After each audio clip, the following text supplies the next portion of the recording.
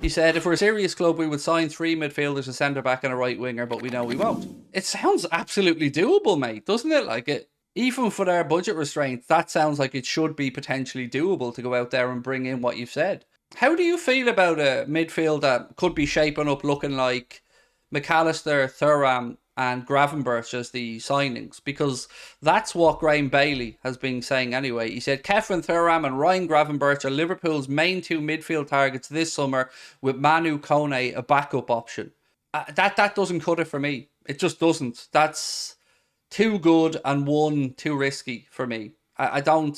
Grafenberg isn't a guaranteed starter or a guaranteed upgrade for me. He's potential, but that potential hasn't been seen enough yet for my liking. So I'm not convinced by the last part of that.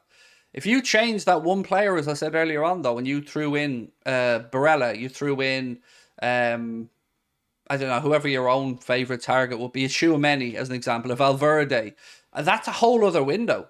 That's a transformative midfield rebuild there with like a 30 million difference in transfer fee. So for me, I'd like at least one that we can go, yeah, the club have pushed the boat out here a bit. We should be looking Thuram, Barella at least. Oh, imagine Thuram, Barella, McAllister, traps billions. Imagine, like, lads, that's red panty night stuff, that is. Keep Grafenberg away from our club. He's crap. We only want him because he's cheap. Mate, I agree. I'm not sure about the crap part because that's a bit harsh. But I absolutely agree with you saying we only want him because he's cheap. There's no fibre of my body that doesn't think that's true. I think the move for Carvalho to Leipzig is a good one because he'll get game time and experience in another league, and they also have Champions League football. Yes, so for those of you who haven't heard, we do have the Here We Go from Fabrizio on a loan move for Fabio Carvalho to RB Leipzig for the 2023-24 season. There is no option to buy in there. Liverpool were very firm on that. They didn't want to lose the kid permanently, so it is just a straight loan deal there. And like our friend in the chat, I think that's a very good move for Fabio, and I think he'll come on leaps and bounds over there. With regards to centre-backs moving on, honestly, I've not heard anything. Nothing on Nat Phillips, nothing on Joel Matip, who was rumoured to be the one that Liverpool were looking to sell from the starters. Nothing on Joe Gomez. Certainly nothing on bringing in a right-back either. The only things that we've seen today is that Benjamin Pavard would be open to the idea of coming to Liverpool. That's the nearest I've seen to a sincere right-back link in the last 24 hours or so. I don't want Benjamin Pavard personally. I don't think he's the age bracket we should be looking for somebody we're going to spend money on. For bringing in somebody on a free, I wouldn't mind somebody who's a little bit more advanced in years, giving us time then to see how to see how Calvin Ramsey and Connor Bradley progress. Otherwise, I'm struggling to see where Liverpool bring back in much money in this window. We don't really have many players on the fringes who we could move on for a big fee. Of course, you look towards Saudi Arabia and you think, is there an offer going to be perhaps forthcoming for Thiago? Or, and I mentioned this on our live stream, is there going to be an offer potentially coming in for Mohamed Salah? And that kind of links me into the conversation around Federico Chiesa. So there's mixed reports coming out of Italy, but a lot of the reports are saying a similar thing. Liverpool are interested. Liverpool are at the front of the queue. And Federico Chiesa is somebody who Jurgen Klopp is pushing for. Now that can't help but make me think, why? I'm not arguing about it because I like the idea of Chiesa, but why would Liverpool be looking to do that? Do we really need to bring in another attacker? Some people would say yes, we need some competition for Mo. I would be of the mindset of perhaps, but there are other priorities in this window that I think we'd be looking towards. But the cynic in me wonders if there is an offer forthcoming for Mohamed Salah. And I hope, if there is, that offer is turned down by Liverpool Football Club, because I don't want Mohamed Salah to go anywhere. I want the guy to stay with us and continue to break records. But maybe you differ. And if you do differ, I'd like to know in the comment section what number you think would be fair. If you're trying to compare it to similar players, well, let's look at Harry Kane. It looks like 100 million will be the minimum Levy would have ever accepted for Kane. I think they're a similar age profile. So for me, I would want Liverpool to at least get that 100 million. But I don't want to sell Mohamed Salah, and I can't make that clear enough. With regards to the centre-back search, the latest that we've seen again still keeps coming back to Mickey van de Ven. I know that there's been reports that Liverpool are looking at a whole host of centre-backs, but I'm damned if I can find out who they are. Inacio from Sporting was, of course, somebody we've spoken about as well. It's gone quiet on him with regards to United's interest, Liverpool's interest, and of course the possibility of him signing a new contract with Sporting Lisbon, which would increase his buyout clause. Now, if we turn our attentions to Viega, what do we know? Well, we seen yesterday that it was reported that Liverpool and Chelsea had both agreed that they'd have no issues paying him €100,000 a week, which is about £83,000. There's another report that comes out today that said that Liverpool are willing to pay a little bit more, 95,000, and that Jurgen Klopp really wants them. 95,000 a week, I should say, in wages.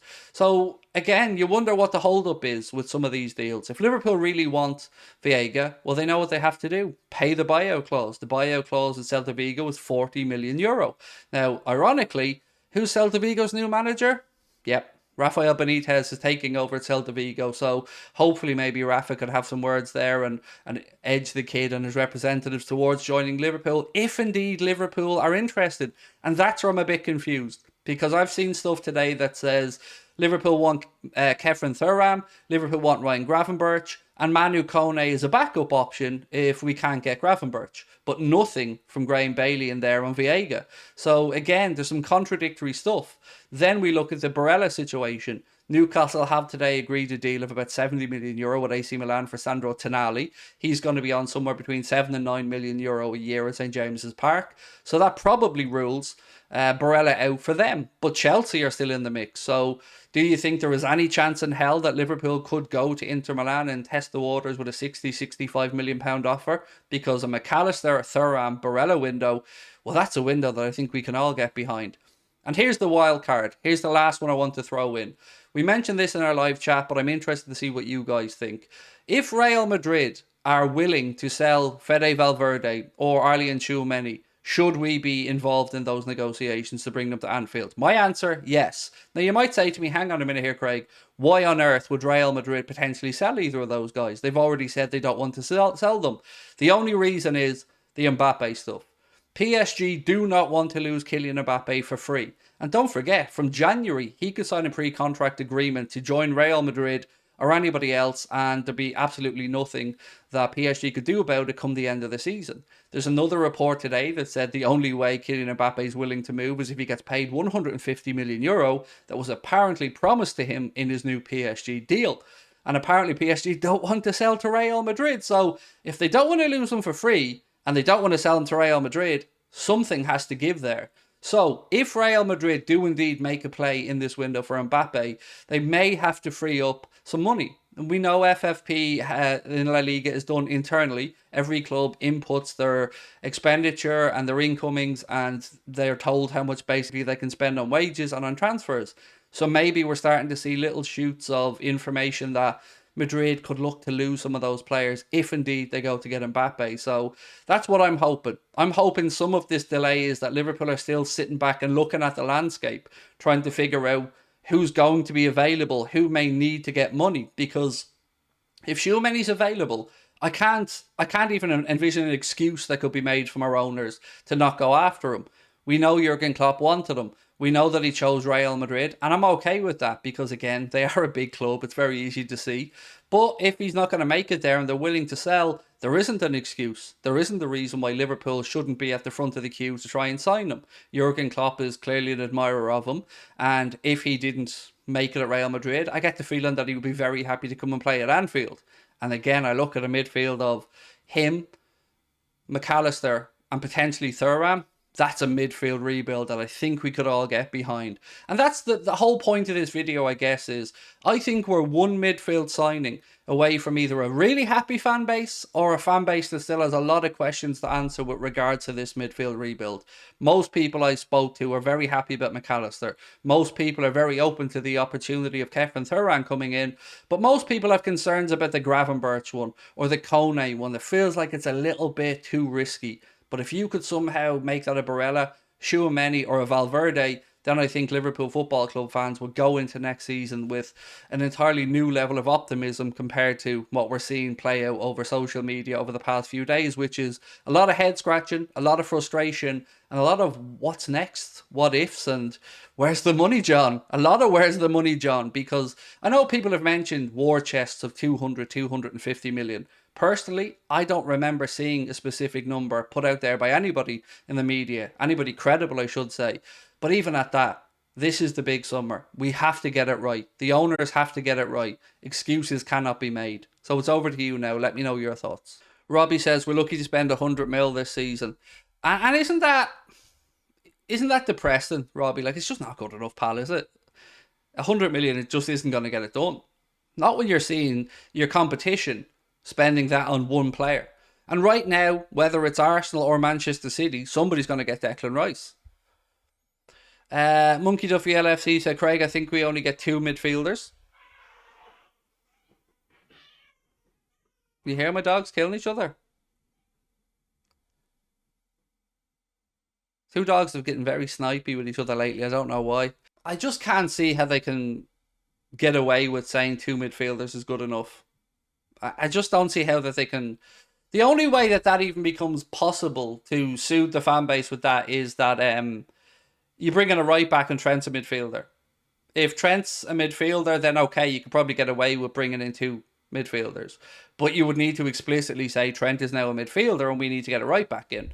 Because we can't make do with what we have if we have Trent in midfield. We need another right back then. Or at least another centre back who can play on the right side. Connor the Red said, Viega's a bit of a meh signing. No way he's Klopp's first choice. You're telling me Klopp would rather a kid from Celta Vigo over Barella? Not a chance. We only want Viega because he's under 40 million. Well, look, I think he is thought of as a top talent, but still, your point, I think, has some credibility to it because we need players for the now. We need players for the now, and yes, players for the now that can take us through the next few years, but they need to be ready to go. They need to be ready to be dropped into that midfield and start playing. And I don't think Gravenberch or Viega will be the answer if either come in to play, I mean, immediately to get us through the first 3-6 months of the season. I think they'll take time to bed and settle in. Would you be okay with a window of 2 midfielders, a defender and a right winger? In theory, yes. In theory. It would have to be the right winger, and the second midfielder would have to be Thuram or Barella or Tchouaméni, one of those 3. Look at Barella's stats, you would bite your right arm off to get him. I'd crawl over broken glass to get Nicolo Barella to Liverpool. Imagine us setting up next season with even Barella and McAllister as 2 midfield reinforcements. I mean, that's a statement. It is. That's a fucking statement right there. You've got Fabinho and then you have Barella and McAllister ahead of them. Or then Stefan Bajcetic comes through. You've got him and you've got Barella and McAllister ahead. That is a midfield that does bits. And also allows you to tweak the system a bit because you can bring Jones, of course, in as well. Yeah, I'd be delighted with that.